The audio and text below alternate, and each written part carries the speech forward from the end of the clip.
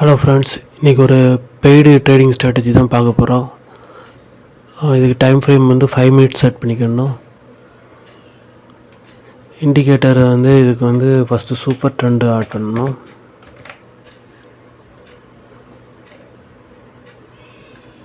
இது default value தான் 10-3.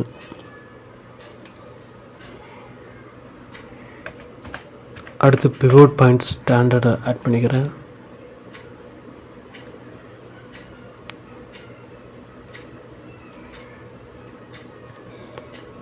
Pivot point ஸ்டாண்டர்டும் அது டிஃபால்ட் வேல்யூ தான்.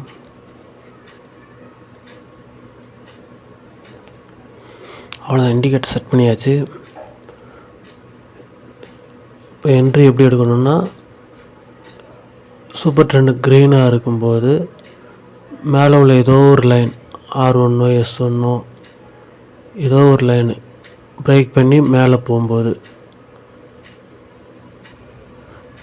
R1 S1 ஏதோ ஒரு லைனை பிரேக் பண்ணி மேலே போகும்போது பை பண்ணும். அதே மாதிரி சூப்பர் ட்ரெண்டு ரெட்டில் இருக்கும்போது ஏதோ ஒரு லைனை கீழே பிரேக் பண்ணி போகும்போது என்ட்ரி ஆகும். அவ்வளோதான் ஸ்ட்ராட்டஜி சிம்பிள் தான், ஆனால் நல்லா ஒர்க் ஆகும். இன்றைக்கி வந்து இந்த நாள் வந்துட்டு பார்த்திங்கன்னா நிஃப்டி எடுத்திருக்கேன். இந்த நாள் வந்துட்டு மார்க்கெட்டு எந்த எதையுமே உடைக்கலை. மேலே R2 இருக்குது, கீழே R1 இருக்குது, எதையுமே உடைக்கலை. சப்போஸ் இது மேலே போய்ட்டு R2 உடச்சி மேலே போயிருந்தால் என்ட்ரி எடுத்திருப்போம். இந்த நாள் என்ட்ரி வரல, இன்றைக்கி ஃபுல்லாகவே சைட்வே, அதனால் அன்றைக்கி என்ட்ரியே கிடைக்கல. இதை அடுத்து முந்தின நாள் பார்ப்போம். 5 மினிட்ஸ் கேண்டில் S1 உடச்சி கீழே க்ளோஸ் ஆகிருக்கு. இந்த இடத்துல என்ட்ரி ஆகணும். மினிமம் டார்கெட் வந்து 50 பாயிண்ட்ஸ், இல்லாட்டினா அதுக்கு அடுத்த உள்ள S2, அதுக்கு அடுத்து உள்ள பிவோட் பாயிண்ட் லைனை வந்துட்டு பக்கத்தில் நியர்பையில் வந்தோடனே க்ளோஸ் பண்ணிடணும். இங்கே நீங்கள் ஆப்ஷன் பையிங் பண்ணுறதா இருந்தால் இங்கே 24,200 இருக்குது. 24,200 பி பை பண்ணி இங்கே செல் பண்ணியிருக்கலாம்.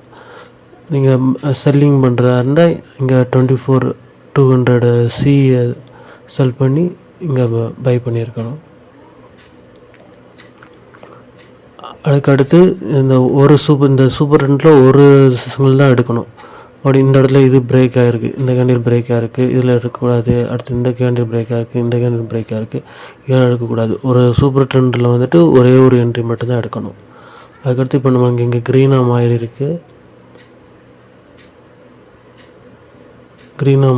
இங்கே என்ட்ரி ஆகும். இது மாதிரி பெரிய ஹியூஜ் கேண்டிலாக இருந்ததுன்னா நம்ம ஸ்டாப் லாஸ் வந்துட்டு, இது மாதிரி சின்ன கேண்டிலாக இருந்தால் இங்கே ஸ்டாப் லாஸ் இதோட ஹை வச்சுக்கலாம்.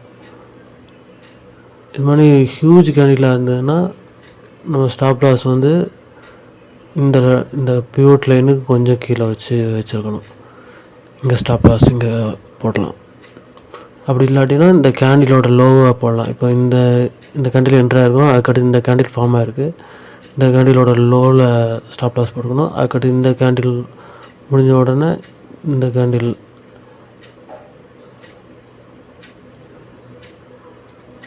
கேண்டில் லோவில் ஸ்டாப் லாஸ் போட்டுப்போம். அதுக்கடுத்து இந்த கேண்டில் ஃபார்ம் பண்ணணும், இந்த கேண்டிலோட லோ ஸ்டாப் லாஸ் போட்டுப்போம். அதுக்கடுத்து இந்த கேண்டிலோட லோ ஸ்டாப் லாஸ் போட்டுப்போம். அதுக்கடுத்து இந்த கேண்டிலோட லோ ஸ்டாப் லாஸ் போட்டுப்போம். இங்கே ஸ்டாப் லாஸ் ஹிட் ஆகிருக்கு. நம்ம என்ட்ரி எடுத்ததோட கொஞ்சம் மேலே தான் ஹிட் ஆகிருக்கு.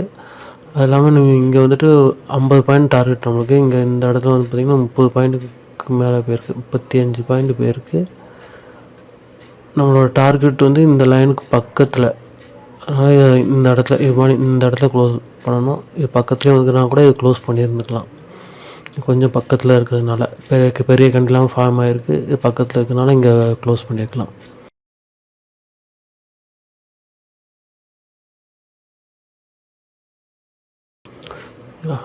அதுக்கு அடுத்து என்ட்ரி இங்கே வந்திருக்கு. இது கொஞ்சம் பெரிய கேண்டிலாக இருக்கிறதுனால ஸ்டாப் லாஸ் இங்கே வச்சுருக்கலாம். டார்கெட் நமக்கு அச்சீவ் ஆயிடுச்சு. இந்த க்ளோஸ் தான் வந்தோடனே, இந்த லைனுக்கு க்ளோஸ் வந்தோடனே இங்கேயே நம்ம எக்ஸிட் ஆகிருக்கலாம்.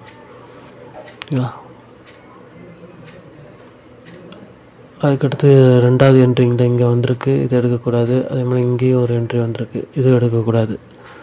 ஒரு சூப்பர் ட்ரெண்டில் ஒரு என்ட்ரி மட்டும்தான் எடுக்கணும். இன்றைக்கி இந்த நாளில் மூணு என்ட்ரி கிடச்சிருக்கு.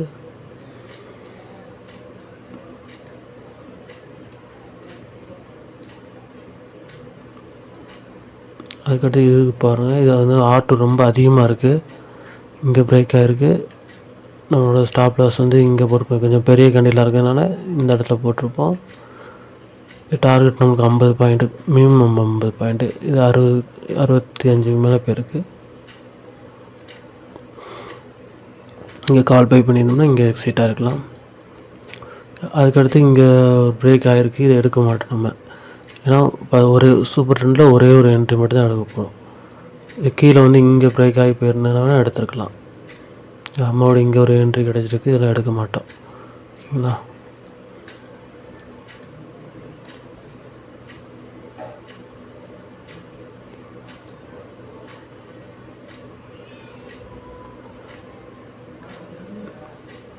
இங்கே என்ட்ரி கிடச்சிருக்கு. இது கொஞ்சம் பெரிய கேண்டில், அதனால் ஸ்டாப் லாஸ் இங்கே வச்சுருக்கலாம்.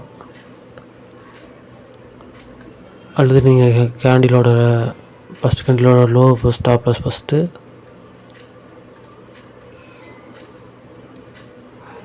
கேண்டிலோட லோ ஃபஸ்ட் ஸ்டாப் லாஸு, அடுத்து இந்த கேண்டிலோட லோ ஸ்டாப் லாஸு, அடுத்து இந்த கேண்டிலோட லோ ஸ்டாப் லாஸு. காஸ்ட் நம்ம என்ட்ரான இடத்துல எக்ஸிட்டாக இருக்கலாம்.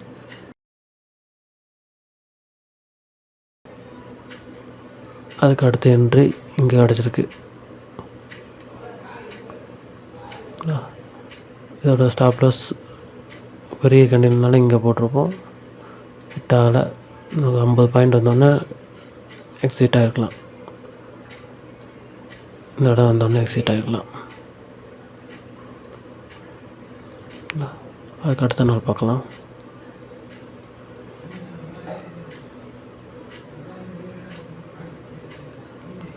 இங்கே என்ட்ரியாக இருக்கும். இது சின்ன கேண்டில் தான், அதனால் கேண்டிலோட ஹையில் ஸ்டாப் லாஸ் போட்டுக்கலாம். நமக்கு 50 பாயிண்ட் டார்கெட் கிடச்சிருச்சு. அவ்வளோதான். இன்றைக்கி அதுக்கடுத்த ட்ரேட் இல்லை.